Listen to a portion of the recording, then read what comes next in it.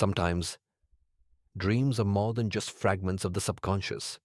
Sometimes they warn us, they haunt us, they show us things we are not supposed to see.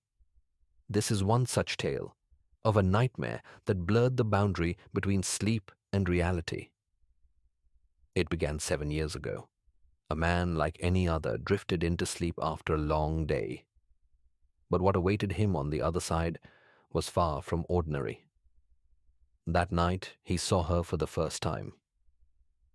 She appeared in a dimly lit alleyway, her face partially obscured, her frame draped in a black scarf patterned with strange cryptic symbols.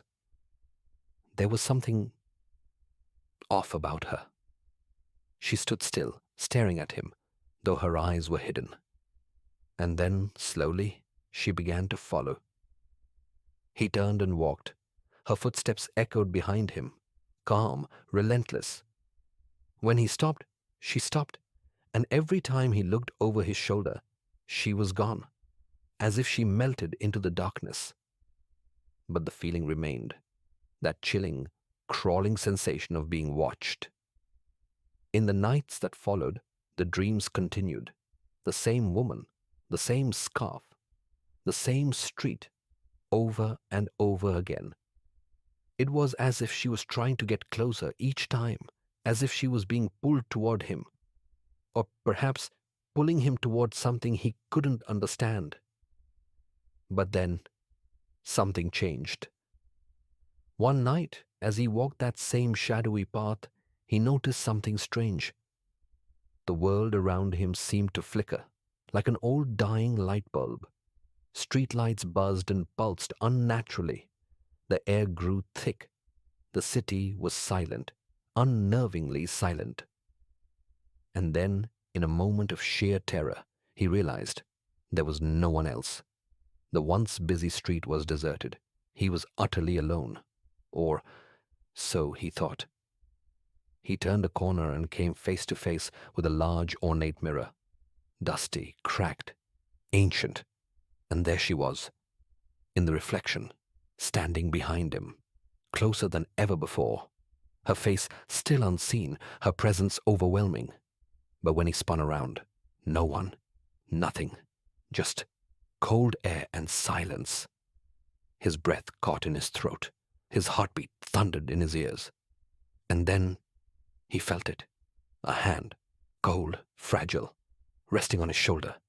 He gasped, but before he could move, he woke up, gasping, drenched in sweat. He tried to dismiss it, a bad dream, an overactive mind. But something inside told him this wasn't just a dream. And then the real nightmare began. Exactly 1 week later, while reading the morning newspaper, a headline caught his eye. Woman found in mysterious coma, identity unknown. The image beside it sent shivers down his spine.